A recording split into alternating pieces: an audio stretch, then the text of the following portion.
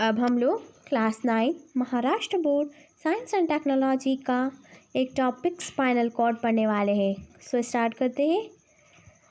The spinal cord is a part of central nervous system. Spinal cord भी central nervous system का ही एक हिस्सा है। And it is held within the vertebral column. ये vertebral column में है। इट इज़ स्लाइटली थिक, ये थोड़ा सा मोटा है, but gradually taper towards the hand. There is a thread-like fiber structure at the end. इसके एंडिंग पर फाइबर्स जैसे स्ट्रक्चर है. It is called the filum terminal. Find out. You may have seen how a drunk person struggle to maintain his body balance. आप लोगों ने देखा होगा कि कैसे ड्रंकन पर्सन यानी जो शराब पीते हैं वो अपने आप को अपनी बॉडी को कैसे मेंटेन करता होगा. An excess of alcohol in the body cause one to lose the control over it.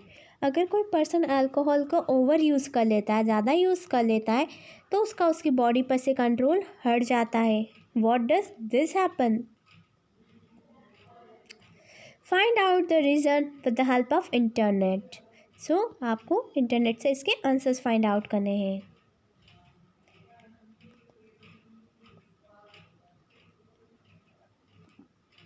Hello बच्चों, hi Purvi on behalf of personal tutor channel. आज हम लोग class 9 Maharashtra board science and technology का एक topic brain different regions and functions पढ़ने वाले हैं. सो start करते हैं. इसमें हम पढ़ेंगे कि ब्रेन के कौन कौन से पार्ट्स हैं और उनके क्या फंक्शंस हैं.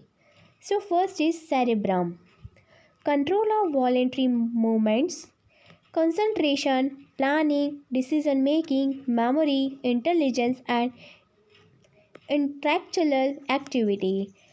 यानी वॉलेंट्री मूवमेंट होते हैं ऐसे मूवमेंट जो हमारे कंट्रोल में हो, जिसको हम खुद कंट्रोल कर सकते हैं. जैसे कि चलना है, कब नहीं चलना है, कब बैठना है, कब सोना है, तो ये हमारे वॉलेंट्री मूवमेंट्स है. कंसंट्रेशन, हमको किस चीज़ पर ध्यान लगाना है, किसी चीज़ की प्लानिंग, कोई डिसीज़न लेना, हमारी मेमोरी, ये सब सेरेब्रम का काम होता है. Next is cerebellum, coordination of voluntary movement. ये वॉलेंट्री मूवमेंट को कोऑर्डिनेट करता है and maintaining the body balance, और बॉडी बैलेंस को भी मेंटेन करके रखता है cerebellum. Next is medulla. Medulla control करता है इनवॉलेंट्री एक्टिविटीज़ को, ऐसी एक्टिविटीज़ जो हमारे कंट्रोल में नहीं है, जैसे कि heart beat, blood circulation, coughing, breathing, sneezing, ये सारी चीज़ें हमारे कंट्रोल में नहीं है, तो इसको कंट्रोल करता है medulla oblongata. And last one is spinal cord आता है. Spinal cord conduction of impulse from skin towards the brain. यहाँ पर इम्पल्स का कंडक्शन होता है स्किन से ब्रेन की तरफ, and conduction of impulse from brain to muscles and gland. और फिर यही ऐसे इम्पल्स ऐसे मैसेज भेजता है ब्रेन से मसल्स की तरफ.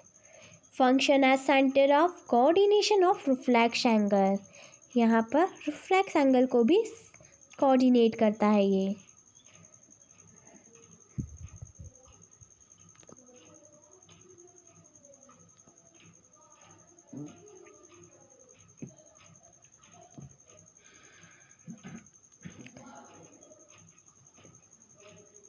आज के इस वीडियो में हम लोग पेरिफेरल नर्वस सिस्टम, जो कि class 9 Maharashtra board science and technology का एक बहुत सिंपल टॉपिक है, वो पढ़ने वाले हैं.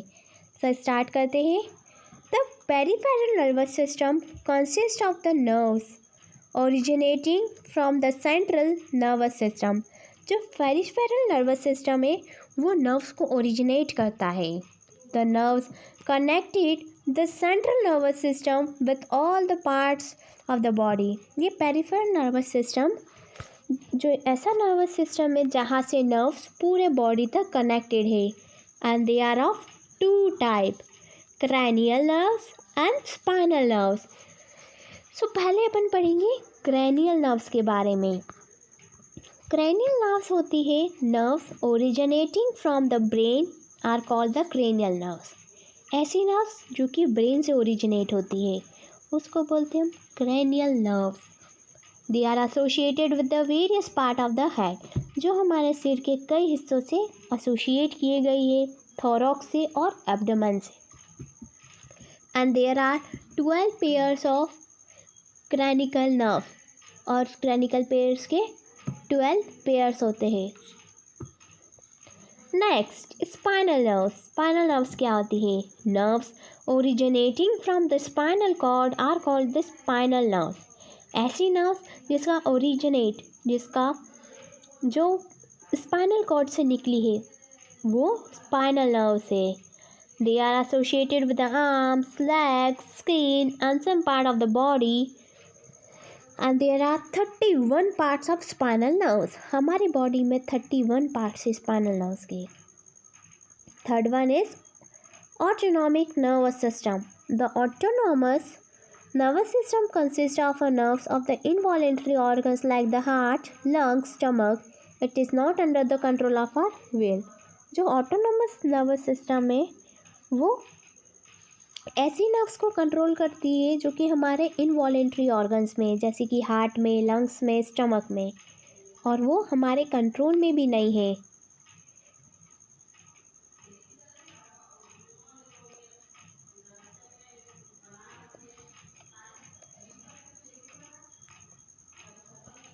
आज के इस वीडियो में हम लोग रिफ्लेक्स एक्शन, जो कि class 9 Maharashtra board science and technology का एक बहुत इम्पॉर्टेंट टॉपिक है।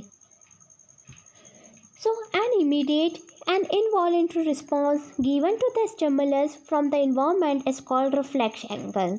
यानी जब कोई इनवॉलेंट्री रिस्पॉन्स करेगा, अगर जैसे कि हम मोमबत्ती को हाथ लगाएंगे, कैंडल को, बर्निंग कैंडल को हाथ लगाएंगे, तो इमीडिएटली हमारे पास सिग्नल आएगा कि हाथ हटा लो। तो ये इमीडिएटली जब कोई रिस्पॉन्स देता है तो वो होता है रिफ्लेक्स एंगल। जैसे कि गर्म पानी में हाथ डाला तो हमारा ब्रेन हमको इमीडिएटली सिग्नल देगा कि हाथ हटाओ, तो ये भी हुआ रिफ्लेक्स एक्शन।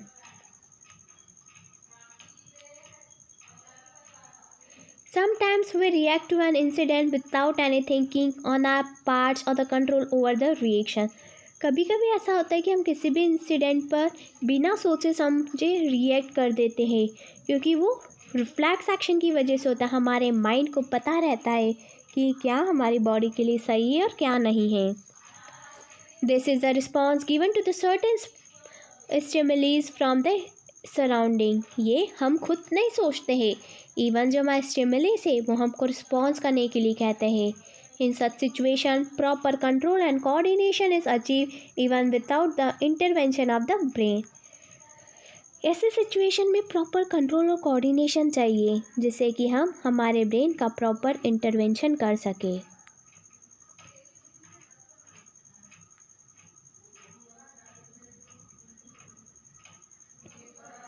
और यहाँ पर आपको डायग्राम दे रखा है रिफ्लेक्स एक्शन का। बच्चों, आई होप कि आपको ये वीडियो अच्छी लगी हो। And if you have any query related to this video, then comment in comment section. Thank you. Have a nice